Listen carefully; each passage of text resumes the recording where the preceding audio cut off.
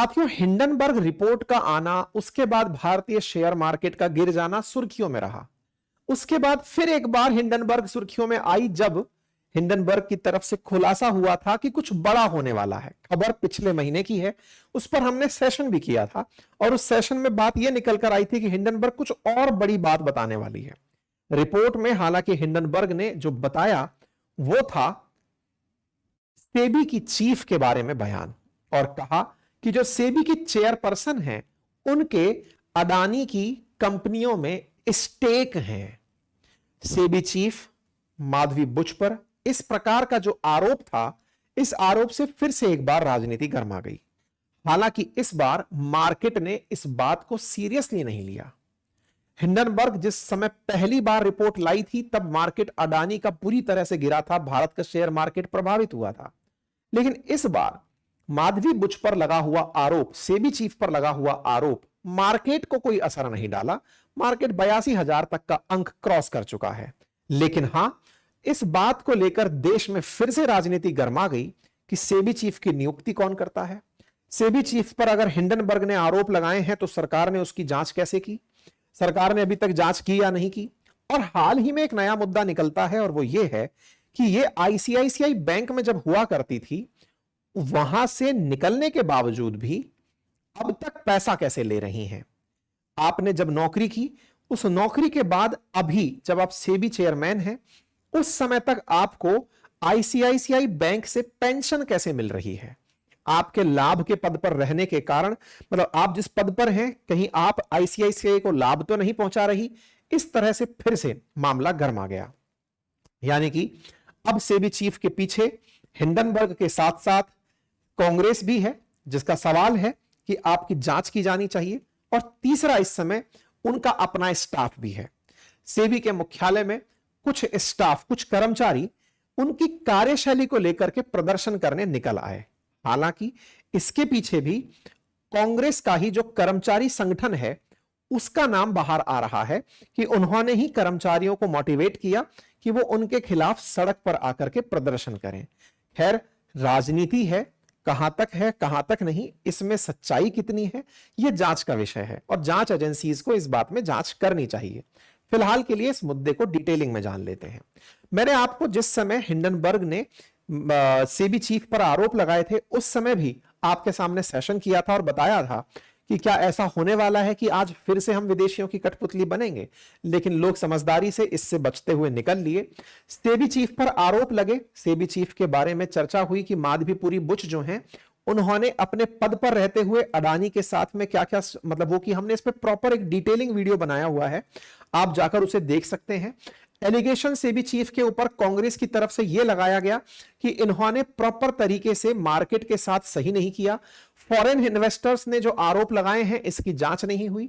और ऐसे में अभी एक चीज और निकल कर आती है कि सेबी के जो एम्प्लॉइज हैं वो हेडक्वार्टर के बाहर निकलकर माधवीपुरी बुच का रेजिग्नेशन मांग रहे हैं, सेबी चीफ के खिलाफ प्रोटेस्ट कर रहे हैं, हेडक्वार्टर के बाहर निकलकर उनका रेजिग्नेशन मांग रहे हैं। तो ऐसे में क्या सही क्या गलत जानने का प्रयास करते हैं, दोनों पक्ष जानने का प्रयास करते हैं।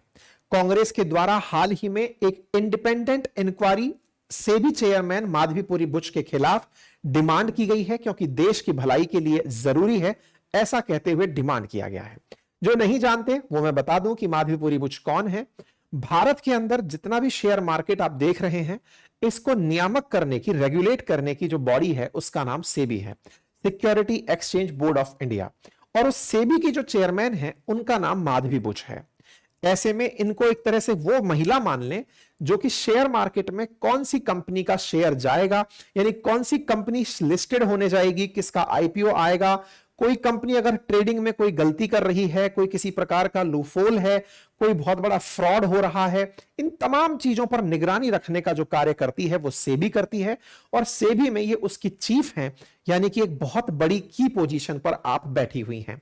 आप 2022 से सेबी की चेयरपर्सन हैं और उससे पहले 2017 में ये पूरे समय की सर्वकालिक मेंबर सेबी की बनी, फुल टाइम मेंबर बनी सेबी की। तो 2022 से आप चेयरमैन के पद पर हैं। अडानी हिंडनबर्ग केस जब निकला था तो उस समय पर सेबी जिसने इस बात की जांच की थी कि क्या वाकई में अडानी का कोई मतलब रोल है, ऐसे में माधवी बुच का नाम निकलकर आया, क्योंकि इस मामले में कि क्या अडानी ने वाकई में हेरफेर की थी क्या, यह जांच सेबी को दी गई थी। सेबी में माधवी बुच हेड हैं और माधवी बुच के शेयर अडानी में थे, ऐसा हिंडनबर्ग ने बताया कि इसलिए अडानी के बारे में कोई भी बात साफ निकलकर बाहर नहीं आई, क्योंकि खुद उनके चेयरपर्सन जो हैं उनके हित शामिल थे।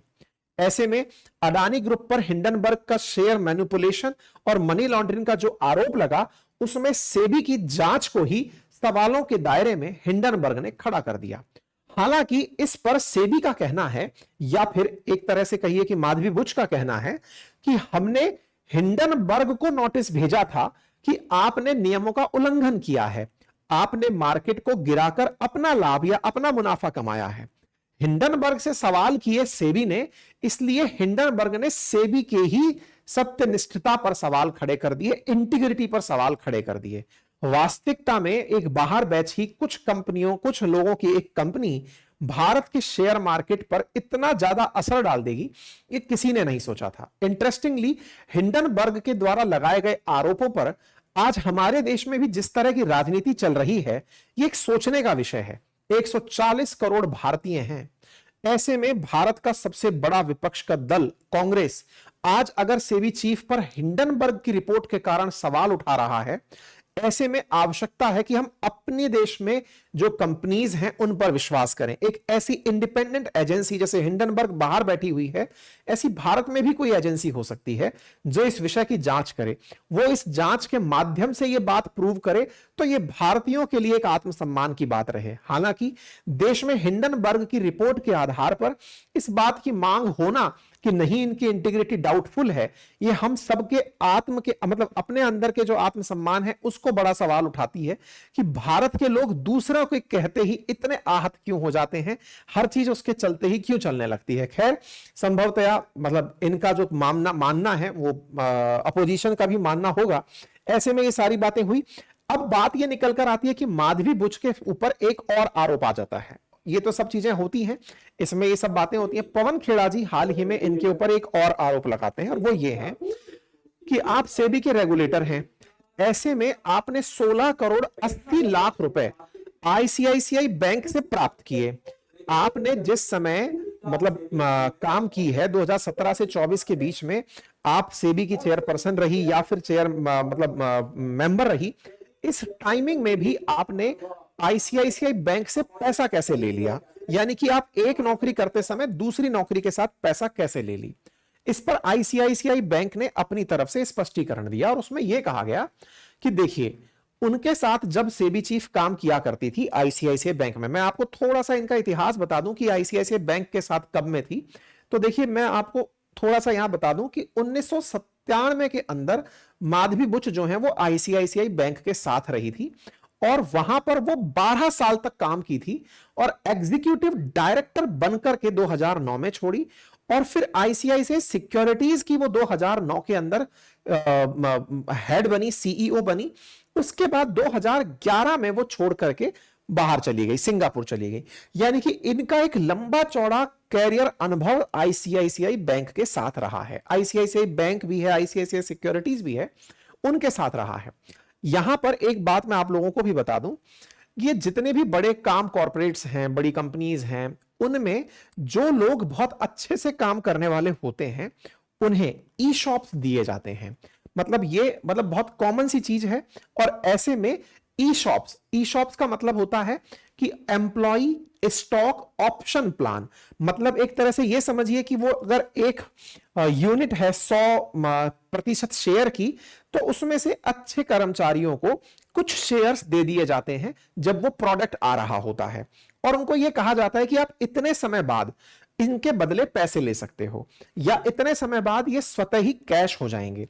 इनके केस में भी यही हुआ कि बैंक ने उनके लिए पहले ही एक पॉलिसी बनाई हुई थी जब वो सीईओ थी आईसीआईसीआई सिक्योरिटीज की, और उसमें यह कहा गया था कि आपके रिटायरमेंट बेनिफिट्स, बोनस और ई शॉप मिलेंगे आपको। बैंक की पॉलिसी में था जब ये उस समय हुआ करती थी। अलॉटमेंट के कुछ साल तक ई शॉप की वैलिडिटी रहती है। बुच के ईशॉप ग्रांट के समय नियम था कि रिटायरमेंट के अगले 10 साल तक कर्मचारी इसका उपयोग कर सकते हैं। ऐसे में ईशॉप यानी एम्प्लॉय स्टॉक ऑप्शन प्लान एक एम्प्लॉय बेनिफिट प्लान है जो कर्मचारियों को इक्विटी शेयर के रूप में ऑर्गेनाइजेशन से ओनरशिप देती है। यह प्रॉफिट शेयरिंग प्लान की तरह होती है और यह कंपनी, और यह बहुत सी कंपनियों में आजकल तो जो स्टार्टअप्स होते हैं, जैसे मैं जिस पहले कंपनी के साथ काम किया करता था उस समय भी ये वाला ई शॉप का सिस्टम हमारे साथ भी हुआ था। हमें भी कुछ ई शॉप्स दिए गए थे कि जब आप इतने साल बाद इनको कैश करा सकते हैं, इसमें से पैसे निकाल सकते हैं, है ना। स्टार्टअप्स ऐसे ही अपने एम्प्लॉइज को रिटेन करते हैं। कुछ अच्छे एम्प्लॉइज को रोकना है तो उनको इतने करोड़ के ई शॉप दे दिए कि भाई जब हमारी कंपनी मार्केट में जाएगी या शेयर मार्केट में जाएगी तो आप ले लेना, या फिर शेयर रिटर्न करके इसके पैसे ले लेना, एक प्लानिंग रखी जाती है। तो ये तो जब आईसीआईसीआई सिक्योरिटीज की सीईओ थी तो डेफिनेटली इन्हें ऐसा प्लान मिला होगा, और जैसे ही इनके 10 साल पूरे हुए इनके अकाउंट में पैसे आने शुरू हो गए। हालांकि ये तो हो गया एक प्रश्न। तो कुल मिलाकर के इन पर हिंडनबर्ग का रिपोर्ट रहा और आईसीआईसीआई का पैसा आना रहा। ये दो आरोप हो गए। अब तीसरा है इनके खिलाफ इनके कर्मचारियों का बाहर प्रोटेस्ट करके आना। ऐसे में इनके खिलाफ प्रवीण चक्रवर्ती जिन्होंने इनके ऊपर आरोप लगाए हैं, अब ये कौन है साहब, इन्होंने अपनी तरफ से आरोप लगाते हुए कहा है कि भाई इनके खिलाफ माहौल है।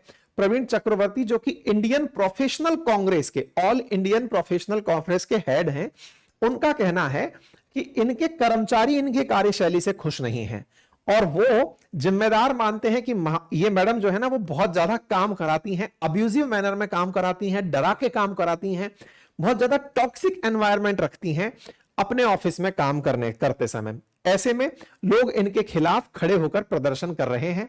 अब पीएसी की तरफ से संभावित है कि इनके खिलाफ जांच बुलाई जा सके। अब पीएसी क्या होता है? पब्लिक अकाउंट कमेटी, जिसमें अपोजिशन का कोई नेता जो है वो उसका अध्यक्ष होता है। लोक लेखा समिति जिसे कहते हैं, लोक लेखा समिति के सामने संभावित है कि इन्हें बुलाया जाए और इन सभी प्रश्नों के जवाब इनसे पूछे जाएं। कहने का मतलब यह है कि हिंडनबर्ग के प्रभाव के चलते तो इनका कुछ नहीं बिगड़ा, लेकिन हां अब यह आईसीआईसीआई का मुद्दा कि इनके एम्प्लॉइज का बाहर प्रदर्शन करके आना निश्चित ही इनको पद पर बने रहने में मुसीबतें पैदा करेगा। साथ ही साथ यह एलिगेशन भी है कि इनको इस पद पर बिठाया किसने, तो बोले संसद की कमेटी ने बिठाया, कैबिनेट कमेटी जो होती है नियुक्ति की उसने बिठाया। उसमें कौन होते हैं? तो उसमें पीएम होते हैं, गृह मंत्री होते हैं, उस तरह के लोग इनको इस पद पर बिठाते हैं। तो बोले फिर साहब इनको जबरन सरकार की तरफ से फेवर में यह पद दिया गया है। कुल मिलाकर के इस पर अब खूब सारी राजनीति हो रही है। बाकी आप इस विषय पर क्या सोचते हैं, अपनी राय रखें।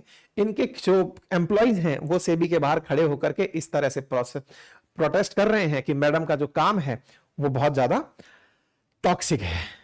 फिलहाल के लिए इतना ही। बाकी आप इस विषय पर क्या सोचते हैं, अपनी राय अवश्य रखें।